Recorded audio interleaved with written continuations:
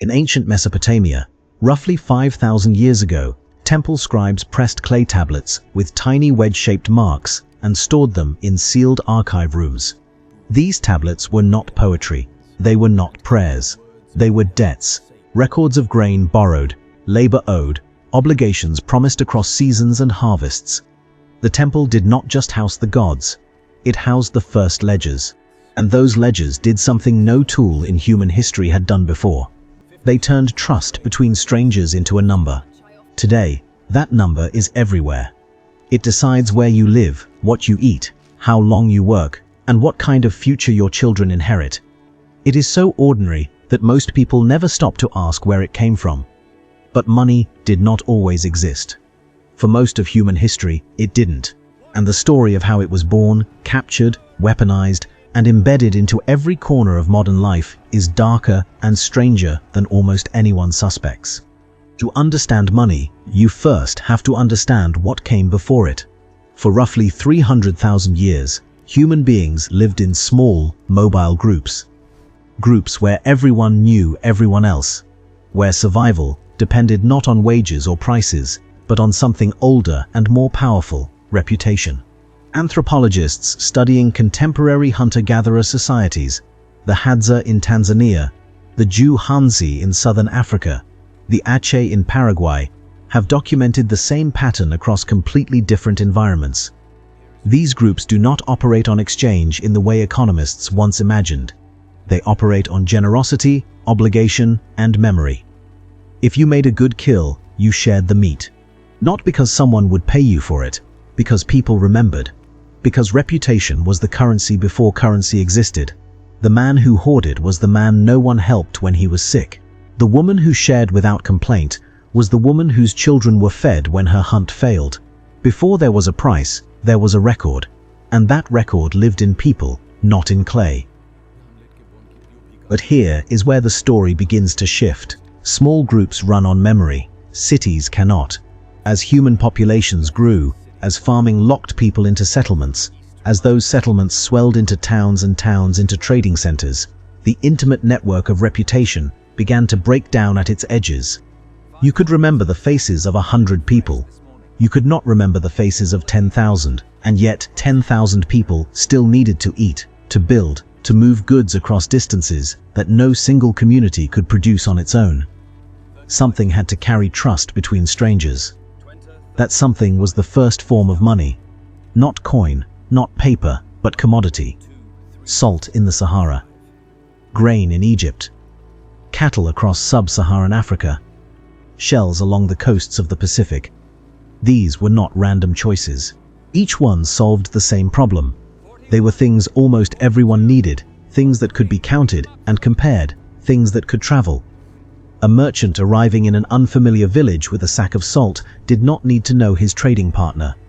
The salt spoke for him. For thousands of years, this was enough. And then power noticed. Useful things have a dangerous destiny. Eventually, someone tries to own them.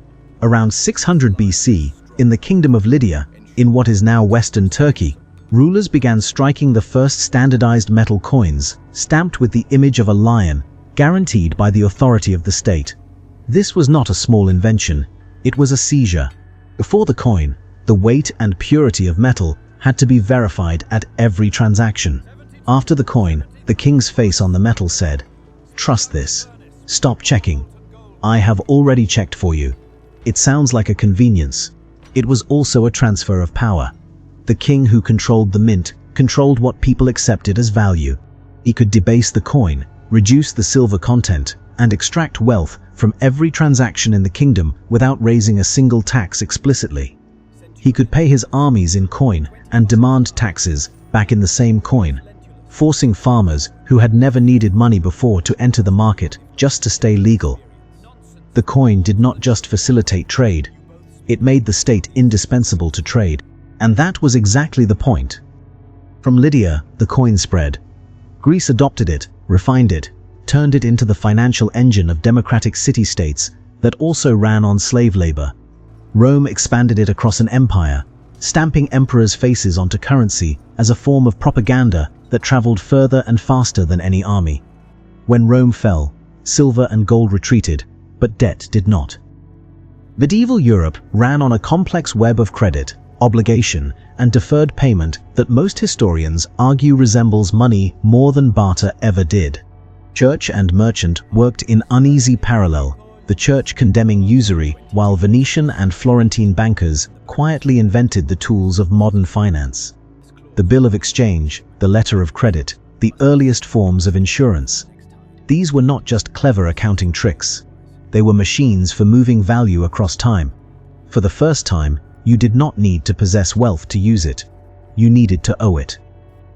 And once money learned to travel into the future, no one was completely free of it again. The transformation that followed was not slow. It was violent. European empires crossed oceans not to explore but to extract. Sugar plantations in the Caribbean, silver mines in South America, spice routes in Asia. These were not adventures. They were financial instruments. Funded by investors, operated on credit, and engineered to move wealth from the periphery to the center. The transatlantic slave trade was not an accident of cruelty. It was a calculated economic decision. Investors in London and Lisbon looked at the arithmetic of sugar production and decided that enslaved human beings were the most efficient input. The market said so. The ledger confirmed it. And the money flowed. This is the part that tends to get sanitized in economic histories. The first global financial system was built on bodies. The profits funded banks. The banks funded states. The states funded more expeditions. And the loop closed on itself for 3 centuries. By the time the Industrial Revolution arrived, money had already accomplished something extraordinary. It had made itself necessary to survival. In the pre-agricultural world, a person who refused to participate in the community still had access to food, shelter, and belonging as long as they contributed in any recognizable way. In the industrial city, a person without wages had nothing. No food, no roof, no standing. The factory did not just employ people, it made employment the only legal path to existence.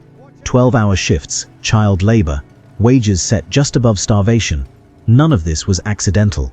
It was the logic of a system that had redefined what a human being owed in order to live. Workers who went on strike were not just losing income. They were being cut off from the only mechanism through which the industrial world allowed a person to exist. The wage was freedom only in the sense that it was the single door available. And the door had a price. Today, that system has become so total that most people inside it cannot see its edges. The average person in a wealthy country will spend roughly 90,000 hours of their life working for wages. They will structure their sleep around work, measure their success by income, describe their anxiety as financial stress, calculate the value of their time in hourly rates. Many will die having never once asked whether the arithmetic was fair, because the question itself feels naive. Money arrived so early in their lives, so embedded in every system around them, that imagining life without it feels like imagining life without gravity.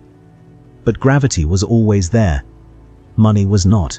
Humans lived for 300,000 years without it, and many of those humans, by every skeletal measure we have, were healthier and worked fewer hours than the people who replaced them. That is not an argument for returning to a world that no longer exists. It is something more unsettling. It is evidence that the system was not inevitable. It was built by specific people, in specific places, for specific reasons. And many of those reasons had nothing to do with making ordinary lives better. Money began as a memory, a way of remembering that one person owed another something across time and distance. It solved a real problem. It allowed strangers to cooperate. It made cities possible. But somewhere in that journey from clay tablet to coin to credit to digital balance, something else happened quietly. The tool became the measure, not just of goods and services, but of people, of time, of worth, of who deserves shelter and who sleeps outside, of which children get educated and which do not, of whose labor counts and whose disappears. A 10,000-year-old solution to the problem of trust between strangers became the invisible architecture of nearly every decision a modern human makes from birth to death.